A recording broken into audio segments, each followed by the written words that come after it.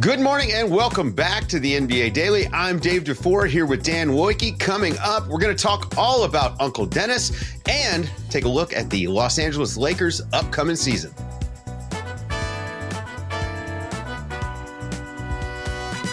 Good morning, everybody. What's up? Dan Woike, welcome to the show. You've had a pretty fun summer, man. How was Poland and how was EuroBasket? My first taste of EuroBasket, it was awesome.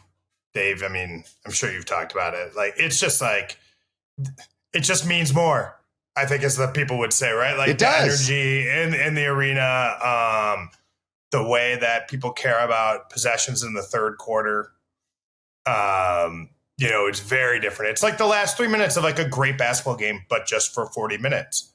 But more fouling, too much fouling. But otherwise, it was awesome.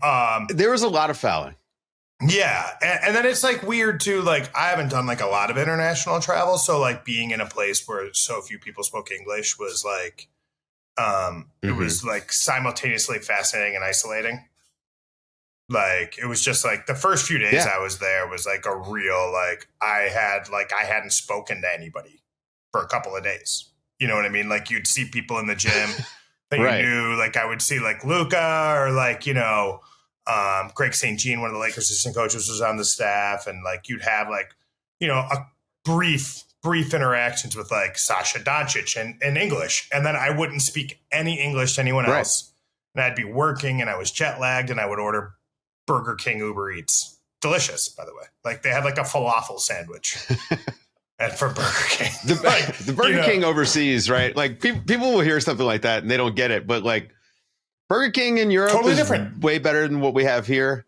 Yeah, it's completely different. I don't know where they get their stuff from, but maybe we should swap suppliers and just see how it goes. One of the best burgers I've ever had in my life, Dave, was that when I covered the 2020/21 Olympics in Tokyo, we weren't allowed to go anywhere.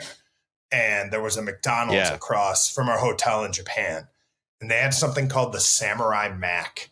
And it was basically like a quarter pounder with cheese with grilled onions and like a soy sauce glaze. And it was piping hot. The beef was good. And it was like $3. It was awesome. It was so good. Well, food in Japan. Food in the rest of the world.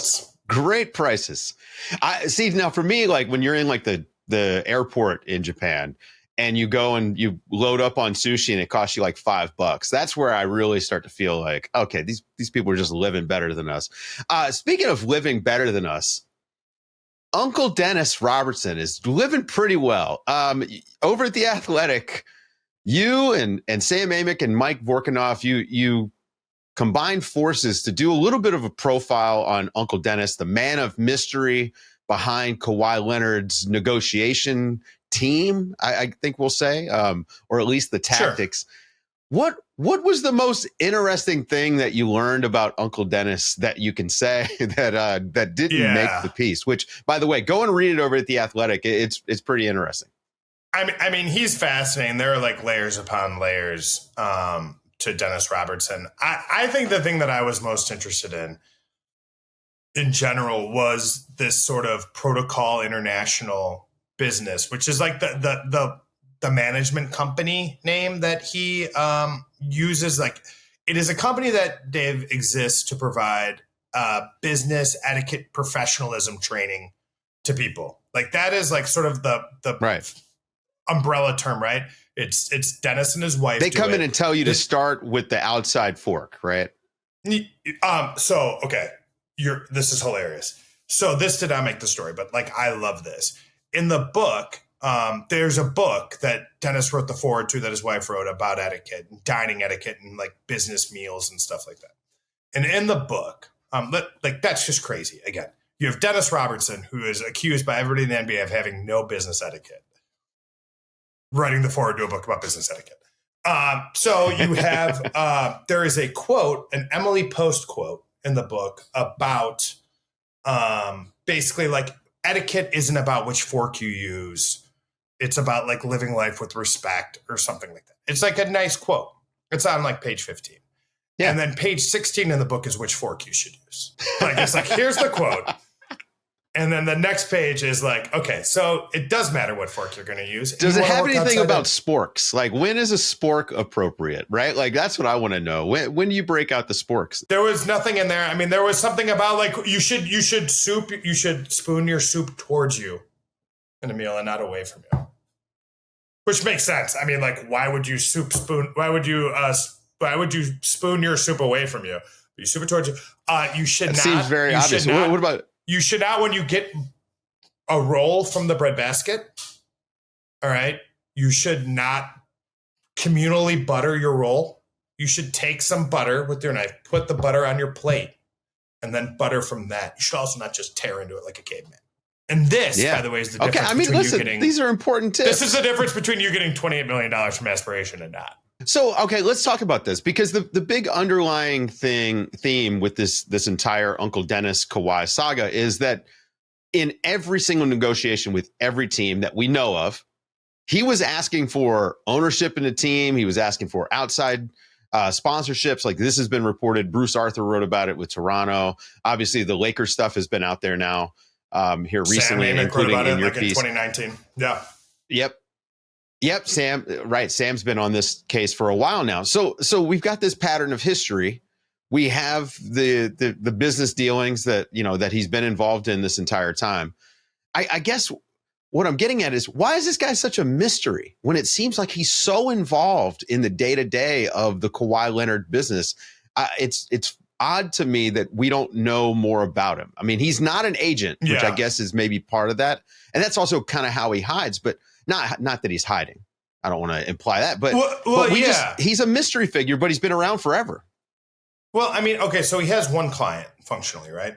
And by having one client, at least, like, let's go back to 2019, because there are like new rules and stuff like that like kind of get in the way of some of this stuff now. And in my reporting, like, for instance, like Kawhi and Dennis were involved with Team USA last summer, and as far as I could tell, not really an issue. Right. Like, there wasn't any like, I need this. I need, I need to be the ambassador to, Greenland, or there were no wild requests like in any of this stuff. It was like, oh, let's get Kawhi there. You need to see him work out to see how he's looking, how the knee looks and all that stuff. Like, yeah, sure. Let's facilitate it. And obviously Kawhi ends up not playing.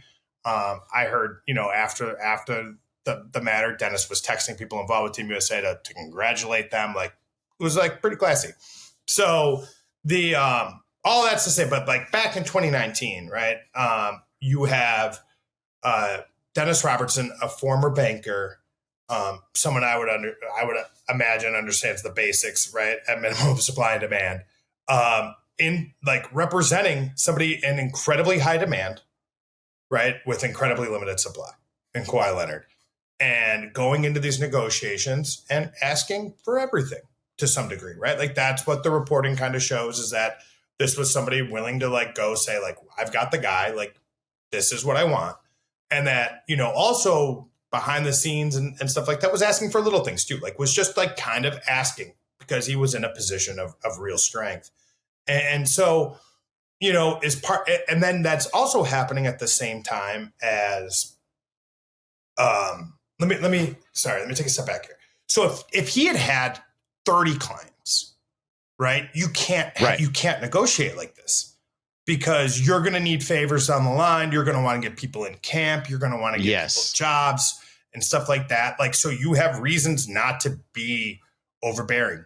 There are inherent guardrails on you as an agent, both in rule, but also like sort of in like social norms and how you have to carry yourself, that like you can't do this to teams because your reputation matters and different things like that.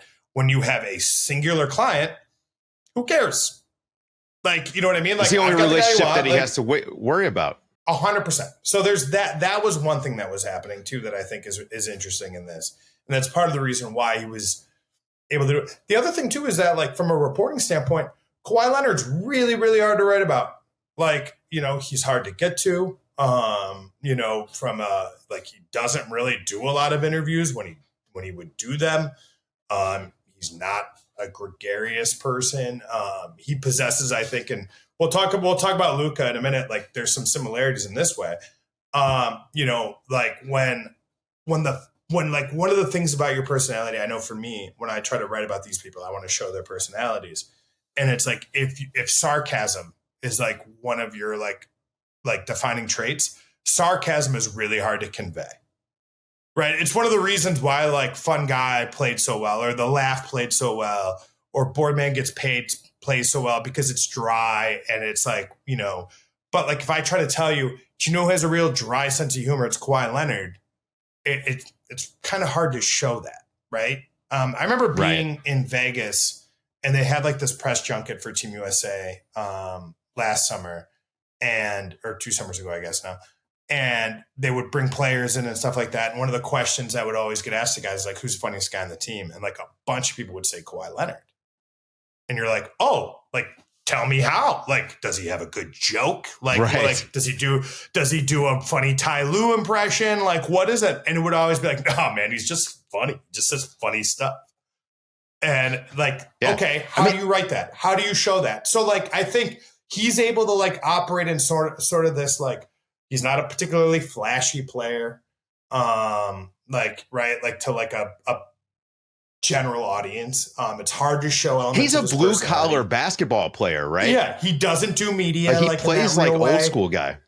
So like he's a big mystery. There's like, you know, everybody's really like afraid. Like they've created this culture around him where it's like, we don't talk about him or what's happening with his body post San Antonio and stuff like that. And so Dennis doesn't really get talked about and hadn't really been getting talked about. And so it was a real challenge, you know, calling around and stuff like that. Like, I know for me, it was hard to find people like willing to like really like sort of go to bat for him.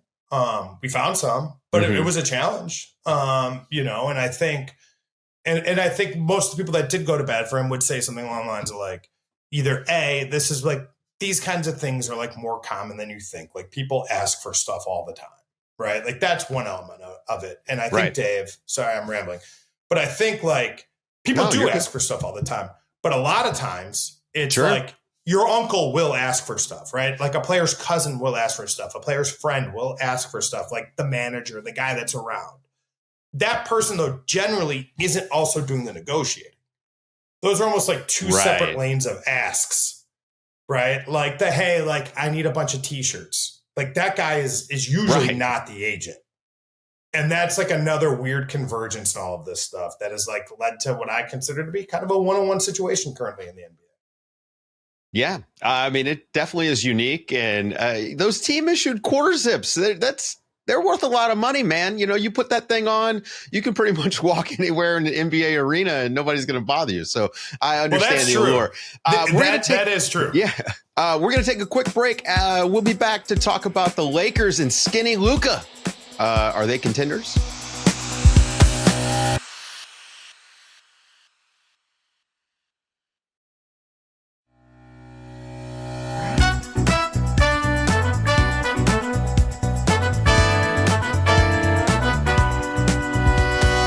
I think the biggest story to come out of this summer for the Lakers is that not just that Luka looked pretty good in EuroBasket, Luka looked skinny, looked fit. This guy apparently took to heart all of the things that were coming out of Dallas, we'll say, about his conditioning. And I'll be honest here, he was not in good shape the last few years, and part of that is injuries, but he looks pretty good now. Dan, what did you think about your early impressions? Like, what did you think about seeing skinny Luka out there at EuroBasket? Yeah, I think, you know, talking to people around him after the trade last year, I think there was some optimism that whether the trade had happened or not, that there would be like some sort of like mid to late 20s, sort of like the realization like Nikola Jokic had at some point, right? Is the one people point to like, all right, like I need to treat myself differently and I'm going to adjust. And there was some optimism that would have happened regardless, I would say. He had kind of settled into a medical team around him and different things like that. People he'd worked with on the Slovenian national team, people he'd worked with at Real Madrid. And like, you know, okay, these are going to be my guys. Like, I'm going to trust them. I'm going to do what they say. And like, we're going to get across the finish line. Then I think, obviously, the trade happens. His fitness being a big reason for why in part the trade happened. The sort of messaging out of Dallas about his conditioning, losing in the first round of the playoffs, all of that stuff kind of combined to, and then going into, by the way, like the opportunity to sign a massive contract this summer. Like, you know, all of those things sort of work together in the Lakers' favor and in Luka Doncic's favor to like, all right, it's time to get serious about this. And he got very serious about it. And I think, so he looked great on the cover of magazine, stuff like that. Like, let's see it on the court. Right. And I thought, in Poland, and it's a little different when you're like, splitting double teams against the Polish national team or the Icelandic national team than it is when it's like the Thunder. But I thought he was way faster, in particular, against double teams out of pick and roll coverages. Like, double team would come last year. He kind of just accepted him, and I think in Dallas too, he just sort of would welcome it because he's such a good passer and he can find the right guy. This was like, nope, I'm going through your double team. I'm going around your double team. Like, I'm going to create 5-on-3s. You know what I mean? Instead of just taking it and playing 4-on-3. And that was one of the biggest things I noticed. The other thing too was like, quite frankly, he was just more active defensively, like going for steals. Not going to be Tony Allen, like ever. Sure. And teams would still target him. He's had good hands though. Yeah. And putting himself in positions to still create advantages with quickness and stuff like that. And there was just more burst. That was the biggest thing I saw from him in Europe. And I think, getting him in camp now with LeBron James and Austin Reeves, 3 pretty gifted offensive players that are all smart players. I think it's exciting to kind of see what they can cook up as how they can make this sort of work together, if they can make it work together. I mean, what does it look like? Full training camp, full season, an offensive game plan that includes Luka from the start. Is it going to be what we saw toward the end of last season as far as the offense goes? Obviously, they simplified things when Luka got there. But like, what do you see them like? What's LeBron's role in this? I mean, look, right? Like the stuff they can do with like Luka LeBron pick and rolls or LeBron and Luka pick and rolls and different things like that. It should be pretty exciting. And they'll have stuff like that. I mean, honestly, like, I think a lot of this, like kind of your optimism for the Lakers, like should be like, how big is your memory of what the Lakers were last year after the trade, right? Like how far back are you willing to stretch? Because like that team, I would say from, when Luka was getting his sea legs to like basically when LeBron got injured late in the year against the Celtics, like that team looked awesome. They were winning big games. They were beating good teams, like good basketball team. And they were figuring things out like really on the fly. And I thought they had kind of settled into who they were. They had some late season injuries. I think some of JJ Redick's like, first year coaching stuff got exposed a little bit. I think they didn't have trust in their bigs. Yeah, like things like that, right? That really, really hurt them, combined with some bad luck and different stuff like that. And your season's over. It's simple as that. You weren't good enough. I do think, though, this team is better on paper this year for what they're trying to accomplish. They have more volume. They have more guys. They have some pretty big question marks, and we should get into what those are. But I think, like, at least as you enter the year, you have to feel a little bit better about your path. Last year was just sort of like, how good can our great players be? This year, I think, is more like, how good can our team be, if that makes sense? The difference between those two things. What are the question marks? They signed DeAndre Ayton, so they've got that's a question mark. I think an upgraded center based on what they had last year.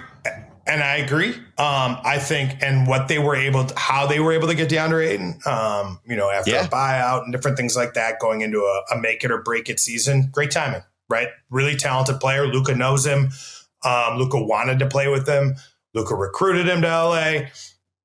Win. Hopefully you get the best version of that player. And if he's healthy and he's available, and I think even the Jackson Hayes run last year in the regular season as a starting center, better than people realized. I was there every day. Was like for a month and a half was like pretty credible. And if you need those two guys are your pick and roll partners with Luka Doncic, that can work. at least certainly in an 82 game setting. I think Marcus Smart's ability to play high impact minutes, like as a primary point of attack defender for the team is going to be incredibly crucial. Right. And it's been a minute, right? It's been about a year and a half. I think I wrote this after they signed him. There's a YouTube video. It was like Marcus Smart's 100 best plays as a Celtic or something like that. And it's like him taking charges and blocking shots and diving for loot. It's all like the winning stuff. Like you want, like you look at it, and this is why it's the type of player that raises your floor so high every night with effort, with toughness, with intangibles, like all of that stuff, right? And then like you're watching that and you're fascinated by seeing him make these plays, and you're thinking about how this can fit with Luka and LeBron. And then you look at who he's doing it against, and it's like Shea doesn't have braids yet. You know what I mean? Like Anthony Edwards is a rookie. Anthony Edwards is a rookie, and it's like, oh my God, there's Carmelo Anthony, and it's been a long time, and it's like it really, like 2 years in the NBA is an eternity, and so like can he like reasonably get to some version of that? He doesn't have to be Defensive Player of the Year good, but he needs to be good, and he needs to be important, and I think like that's a big question. To me is like most of the questions to me with this team is like, are they going to defend well enough? And he's a big part of that answer. What does the starting lineup look like to you? You know, obviously, I mean, LeBron, Austin Reeves, Luka. I'm assuming DeAndre Ayton's the 5. I mean, who's that fifth starter? Is it Marcus Smart? So that's the question. I think it's going to be Rui Hachimura. I just think that is the starting 5. That was the starting 5 last year. I think that is a way to, again, like preserve status quo to a degree, preserve continuity. You know, I don't think, like, weirdly enough, in the playoffs, like the Lakers did have some defensive problems. It wasn't why they lost. They lost because they couldn't score. Like Minnesota totally shut them down in fourth quarters. Like they scored no points in the fourth quarter. I think they lost every fourth quarter in that series, and didn't lose them like 45-10. Like it was like they couldn't score. So I'm sorry, 45-35. It was like more because it was like 25-10, stuff like that. So I think that's the starting lineup. I think Rui is a really good fit for Luka Doncic. He plays the baseline really well. He guards up really well. He's become a really good spot up shooter. Out of the corner. Like the list of guys that are like 6'8" and shoot 40% from 3 in this league is pretty small, and he's on it. So I think my hunch is like that's the starting 5, and then your backup units are going to be like sort of the, you know, wreck the world defensively groups, right? Like that'll be Gabe Vincent and Marcus Smart asked to kind of like cause havoc, similar to when they had success last year. They were doing that with like Jordan Goodwin, and they were doing it with Gabe and playing defensively that way. Jake LaRavia is an interesting guy on this team, Dave. You know, day one free agency guy. Yeah, like what does he look like around winning players? He possesses, I think, like winning qualities as a role player, but like shooting size, defensive versatility, toughness. All right, how does that fit with a team that needs those things? I don't know. We asked JJ Redick yesterday about the starting lineup, and he was basically like, don't care, don't think about it. Was where he was at on it. Maybe he'll plug it into Chat GPT and it'll give him an answer. I'm not sure. Obviously, like this team, the bulk of its success is going to come based on what Luka does, what LeBron does. Is there anybody that's poised to take a leap, to break out? I mean, I think Reeves is in a really interesting situation this year. Heading into free agency, likely Austin free agency. Reeves. Yeah, Austin Reeves. I think he's a player who's gotten better every year he's been in the NBA. He's a player whose role has changed basically every year he's been in the NBA. This is the most established situation he'll have been in. He has the trust of a coach. He has the trust of the stars. Like, will there be a leap? And like what I mean by like, I don't think like even it's not a statistical thing. Like the stats are really, really good already. It's just like a night to night. And I think people who watch Lakers night to night know what he brings. But like, does he elevate himself onto like a closer tier on this team as those other two players? And when I mean Luka and LeBron. And like the way JJ Redick talked to those guys last year was as equals, like as like three legs of a table. Oh, okay. Now I would say it's more like that 3-headed dragon meme where you have the two that look really tough, and then and Austin Reeves is a pretty good player, but yeah, I mean we're talking about two top 10 players, right? But I think that's like, exactly. I mean they had a meeting last year in Memphis, and that was like they empowered those three players to be like, you got to do this has got to be and I think like for Austin, really important role in that locker room too, as like a bridge guy. Right. 27 years old, young enough to talk to the young players, has respect to the older players. Those guys are like really critical behind the scenes. Big year for him, I think.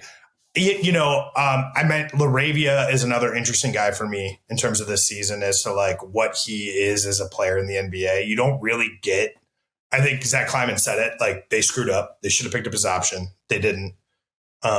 He hits free agency. And so now you get a 23-year-old wing in free agency. Like that doesn't happen all that often. So fascinating player there. I'm trying to think of like can I tell you who I think is like a really interesting player for like, and I have no idea what to make of this guy, is Dalton Connect. Dalton Connect. Yeah. And feels like a trade piece to me. By the way, Deandre Ayton's the most interesting guy on the team, just to be totally clear. Like Deandre Ayton is the most interesting guy on the team. He has the highest variance. You asked earlier, are they contenders? If he has a good year, maybe. If Deandre Ayton has a really good year, maybe. If he doesn't, I don't know. I think though the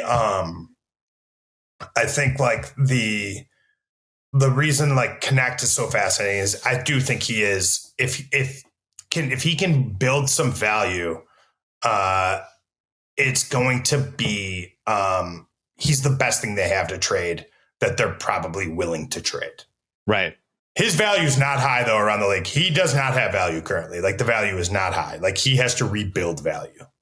That's interesting. I mean, is there a guy out there that you could see them making a swing for? I mean, we're recording this before media day. Is there a chance that, like, Andrew Wiggins, right? We've heard his name floated out there as a Lakers candidate. I think that as far as fit goes, it's absolutely perfect. If you compare Andrew Wiggins with Luka and LeBron, in my opinion. Is there someone out there? I mean, I think, that's the most obvious name. Will Miami actually pull the trigger on we're going to move on off of a player we like for quote unquote, rebuild pieces? I think the offer the Lakers would want to make would be one of expiring contracts, not Rui Hachimura's expiring contracts. That they don't want to trade a first round pick for a player like Andrew Wiggins. I think the first round pick is sort of sitting in the hopper for bigger and bigger plans in the future. Should an opportunity become available? I think, it's going to be two-way wings, right? It's what everybody wants, athleticism and two-way wings. I don't think they're going to do a deal with the Clippers. A guy like Derrick Jones Jr. would be really good on this basketball team. Somebody like those. So those are the archetypes, right? I think, and so as the year goes on, if a player like that pops somewhere, that's a place they could move. But I mean, they don't have a ton to trade, right? Austin Reeves is probably on paper their best trade piece. He's going into free agency and he's about to command a lot of money. Unless you're the team that's going to pay him, are you trading for him as a rental? That lowers his value. And if it lowers his value enough, why are the Lakers trading him just for pieces? That probably doesn't make sense. They have got, expiring contracts out the wazoo in terms of guys like Gabe Vincent, Maxi Kleba, Rui Hachimura. Again, nice player. I think he's part of their future, but we'll see. It's not like they're just overflowing with assets to go get Kenrich Williams or somebody like that, or Herb Jones. Those are the guys that would fit awesome on this team. If they had enough to go trade for Herb Jones, that would be great. I don't think they have enough to go trade for Herb Jones in a meaningful way. You talked about the team's lack of point of attack defense. What about some internal development? Like, I had a chance to watch Bronny James at Summer League, and I saw some of his G League last year. I think he can play. I don't know if he can be in your regular rotation. Okay. But I think he can play. The offense is still a little rough, but defensively, I actually think that he's got a real chance to be a very good defensive player. You see any chance that he's in their plans for this year, whether it's development, like, hey, we're going to get him in every 5th game when we can, or is he going to be mostly a G League guy this year? So they're a little crowded, right? When it comes to like that kind of guard space, right? Between you have Reeves, you have Gabe Vincent, you have Marcus Smart, right? Like, or kind of, and you have Luka Doncic, right? Like, so those are guys that be playing in that. So if he's probably right now, he's probably like your 5th guy. He did take, you talk to people around the organization. They think the biggest thing with Bronny James, there's 2 things. One, like, where's your confidence at? And we saw from Summer League last year to Summer League this year, like a massive jump when it comes to like the confidence in which he's playing, his command just sort of his own body and his own athleticism and his comfort. Like, this was a guy, Dave, that like the Lakers had to move off the ball in Summer League a year ago because he couldn't do it. And, he was on the ball every possession, basically, this year. So, and he did it in the G League too, right? So I think you're kind of like, yeah, like maybe you roll it out there and you see like, what he has. I think the second thing is that they talk about is like, he needs to be like in like awesome shape. And what they mean by that is like the ability to go in and play like 6 or 7 minutes of just like high octane defense. And that's exhausting. Like that's just really, really hard to do in the league. And I think that's where they think his value is. They think he has, the athleticism to play bigger than his size. I don't know that he's like the tippy like 1% type of athlete his dad is, but I think he's a very good athlete. So he's strong. He's super strong. He's like a big kid. And he's about the right stuff. I think like, it's certainly for all of the kind of the jokes and the memes about him.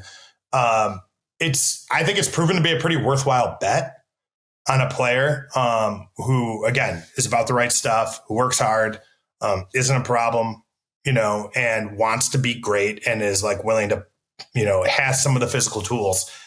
I think we just need to see that sort of high impact defensive stuff on a more regular basis. Big preseason for him. Definitely a thing I think in the preseason is like, can you like get into dudes like full court? Can you disrupt, make the shot clock period from 17 to 10 miserable? Like is if you can do that, then there might be an opportunity for him. We're getting an idea now, though, of the type of athlete that he is. And I think that, obviously he had the heart issue and recovering from that. It seemed like it was a little slow. There's no way he just gained this much athleticism in a year. I think this is and mentally too. It's physically and mentally, right? Like, yeah, I think like a big part of it is like, having the confidence to like put your foot on the gas all the way too. Right. Yeah. This is somebody whose heart stopped essentially on a basketball coming back court. from an injury. Yeah, like his heart stopped on a basketball court. Like, think about that. And think about like the trust and the faith you have to have in like your recovery to like really let it rip again. And I think we're seeing like some of that from him. And now the question is like, okay, cool. How long can I play at peak speed, at peak effort? And as he like learns that, I remember Max Christie told me something last year that I thought was really interesting, was that like he sort of had to learn like what playing hard was. That like he thought he was playing hard, but like in reality, it's like, no, like it's worse. Like you think you're playing hard, but like unless you think like you're gonna like throw up your lungs, like you're probably not playing hard enough in terms of like what playing hard like actually means. And I think for young players, like they have to learn that. And I think Bronny's learning that. So how about an old player? What are we expecting out of LeBron at this point. He continues to defy the aging curve for professional athletes. I mean, last season, his defense, I think, was completely underrated and missed in that huge stretch that they went where they ran off all those wins before the Luka trade. He had an amazing year, and now his role is going to be different, right? Like he's going to be able to, like we saw, he's going to be able to slash more. He's going to be able to be the screener in pick and rolls rather than the primary ball handler. I don't know. I mean, what do we expect? Is he going to make all NBA again? Okay, like everything is going to run through Luka Doncic to some extent, provided he's healthy. Right. I do agree with you though, Dave. I thought minus like the 2019-20 season when he was so good. And Anthony Davis was so good. I kind of thought that stretch from like the end of December through that Boston injury was like the best he played as a Laker. Like he was so good defensively. People were like, how is this team guarding? It was because he was guarding. He was the one. Like Anthony Davis missed a bunch of those games with injury. It was LeBron barking out calls, flying around, flying out to closeouts, like harassing people on switches. If energy is like a filled cup, right? Can he pour more energy into the defensive end now like that?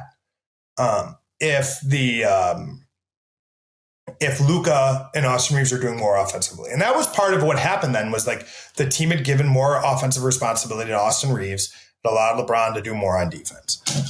So maybe we get a version of that. Like, I mean, he could have like an all-time high impact, like 22-9-9 type of season. Like, right? Like where like the baskets come from spot up threes, slashing, kick aheads, stuff like that. Relatively speaking, like light work offense. And, you know, and then like flying around, using his brain, using like his athleticism and his strength defensively. Are you going to get 82 games of that? I think is a big question. It's a pretty big adjustment. He's proven to be pretty adaptable over the course of his career. This is a big adjustment. This will be the longest, provided he finishes this season. This will be the longest he's played ever on a team where he's not the most important player. And like, that's wild. It's a wild thought. Like, could he make all NBA? Like, of course. I mean, he was what, second team last year? Second team, yeah. Played 70 games last year. Sure. Yeah. There's guys totally in their early 20s that aren't hitting those numbers. And the other thing about his defense is that his backline help around the basket, like his rim protection, the last 6-7 years has really been underlooked. The bubble title that they won was because him and Anthony Davis basically shut down the paint. And I think if Ayton can be forceful, which is always the issue with Ayton, can you just provide some defensive force around the basket? They all of a sudden have a pretty decent defense interior as far as interior defense goes. And if Marcus Smart can do anything up front, all of a sudden the Lakers defense looks much better. You know, right now on paper, and I'm doing a lot of projecting here with can Ayton do this stuff, but it definitely looks better than I would have expected coming into this season. Where does Jared Vanderbilt and Jake LaRavia fit into like sort of your like perimeter defensive metrics with this team? Man, I'll tell you right now, if those guys were one player, they'd be awesome. But Jared Vanderbilt and like just not being able to trust him if Jared Vanderbilt just not being able to trust him offensively, I think is a huge issue for them because the offense is where they're going to get their easy wins. You know, the regular season wins that they're not going to have to lock down on defense every night the way that they will come playoff time because they're going to score. And I think LaRavia probably winds up getting more run just because he fits better what they're going to do offensively. And Vanderbilt, I just think you can replace him with other guys. I think Vanderbilt, and you know more about this than I would, but he seems to me like a guy who they probably would try to move, if they were going to. Very hard to trade because of the years left on his deal. I think, word I've gotten, and it's this time of year, but like this is a guy who hasn't been able to play basketball really the last 2 summers because of injuries, because of foot injuries and surgeries. Had a healthy summer So he had a good summer, is moving around. I think like, at one time was a pretty good athlete and lost some of that with the injuries. I mentioned Derek Jones Jr. Like good athletes with versatility who want to get out and run and who can play the baseline. Play like that. Luka helps those players. Like that is a very specific kind of player that can really succeed if you're willing to cut hard on the baseline. Like that is there for you, right? As defenses like pull out towards your shooters. If you're going to play that baseline, they're not going out on Vanderbilt though. That's the issue. No, they're not going. It's the help has to come. Like the help, you have to be able to be putting people into help and creating other advantages. And then as soon as you see a defender look out at a shooter above the break, like that's when you have to make your baseline cut. And you can catch some lobs. He did it a couple times in the playoffs, but he's not the kind of like, he wasn't a high impact athlete last year because of the foot stuff. And I think, he's also a guy that mattered. Like this was a team that really struggled rebounding the basketball. He's a good rebounder.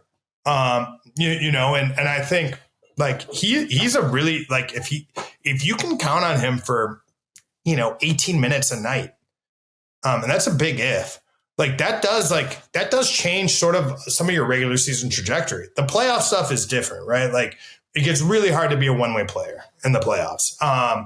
But like I think obviously I would imagine he spends a ton of time in the summer shooting corner spot up three after corner spot up three after corner spot up three. Will he ever eventually get it? I don't know. But he's gonna get a lot of chances to shoot it. And when you play with Luka, you got to shoot him. You just have to shoot him. So you got to shoot I think he's an interesting player. He's going to get he's going to get a chance. But I think like those two guys are really interesting as they try to figure out like who is going to be like, because Vander can do some of that stuff. He can guard ones. With his length and stuff like that, he uses. Yeah, he can guard 1 through 4 credibly. Yeah, in my opinion. and can either him or LaRavia do that stuff enough to allow kind of like Austin Reeves to not have to chase those guys around, to allow you to like maybe like move Luka onto a 4 or something like that. Can those guys create those types of defensive matchups for you? I don't know. That's going to be, to me, like one of the biggest questions is like, can they solve the defensive puzzle enough with it just not being try hard? Because I think last year, a lot of their really good defense was from trying hard. Like they played really, really hard. And if you play really, really hard, you're always going to be, it's hard to be a bad defensive team if you play really hard. Yeah. I mean, effort, especially in a regular season for the NBA, it's like half the battle. And you mentioned their rebounding. I think they're going to be a really good rebounding team. I mean, their starting lineup is excellent at rebounding. I mean, Luka, LeBron, and DeAndre Ayton, that's quite a lot of rebounding. We'll see about their offensive rebounding scheme if they have one. We'll find out.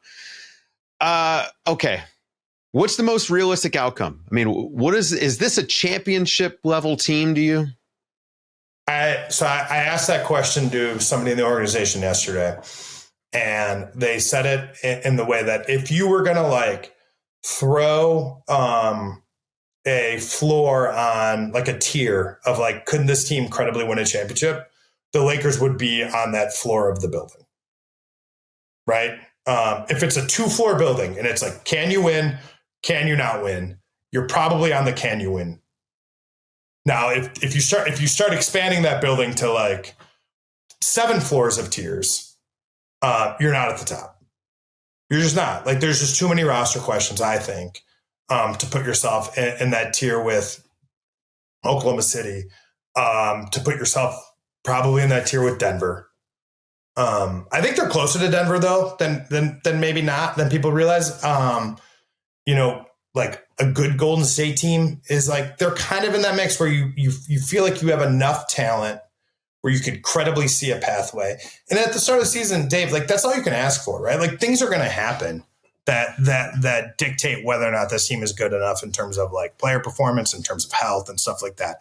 When you enter the season, you just want to be able to look at yourself in the mirror and not lie to yourself about like the ability of this team. And if you have Luka Doncic, if you have LeBron James, if you have Austin Reeves, like on your team, like you have a chance. In any series, like those players are all good enough, like, right. Like 1 through 3, like that's as good as most teams are going to put out there.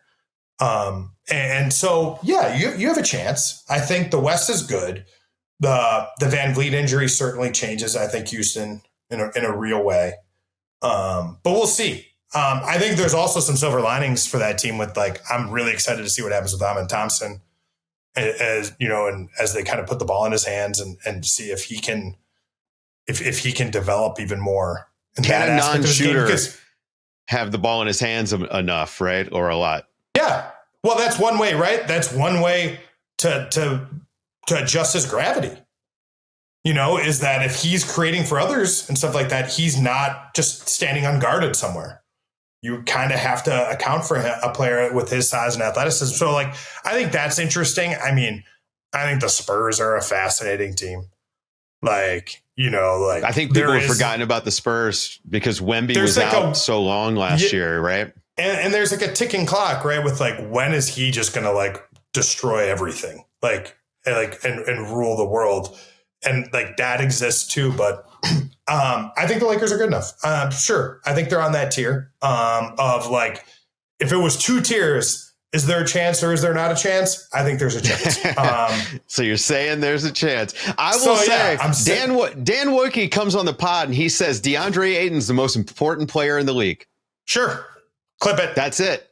Why not? If DeAndre Ayton pops, right? Like if he has a great year, it changes everything for the Lakers. I think you were dead on about that. Like I kind of feel the same way. You know what you're going to get from Luka. You know what you're going to hopefully get from LeBron. Austin Reeves seems to be a little bit, you know, we kind of know what we're going to get from him. Maybe a leap. DeAndre Ayton is the guy. If he can play like, you know, an all-star. If he's not, like I would say, if he is an above average starting NBA center. Yeah. Let's just set the line there. Is he one of the 15 best starting centers in the NBA next year? That answer is yes. And really, like, there's really no reason talent-wise he shouldn't be. But, right. You know, if that answer is yes, that's a pretty talented top part of your roster. And now it becomes, do the role players do enough in their minutes to kind of like carry you in the other stretches of games? Can they cover up their weaknesses enough? But from a talent level, that's a pretty good starting five. Yeah. All right. Well, we're going to see what happens. The season is coming up fast, Dan. I know you're ready to work every day. I was going to say, Dave, no. I was going to say, man, it's been a busy Laker month. It's been a busy Lakers summer. The team got sold, Dave. That happened. Yeah. Which will, I think, ultimately, like in the 10-year scheme, like have a massive impact on this organization. A lot's happened, and I'm lucky enough to get to write about it for this company. Yeah, maybe they'll build the new arena in Long Beach, and then we won't have a long commute. That would be great, right? Clippers missed the opportunity. Heart. That's right. Dan Woike, go and read him at The Athletic. Guys, thank you for listening. Subscribe to the YouTube. Leave us a 5-star review wherever you listen to podcasts.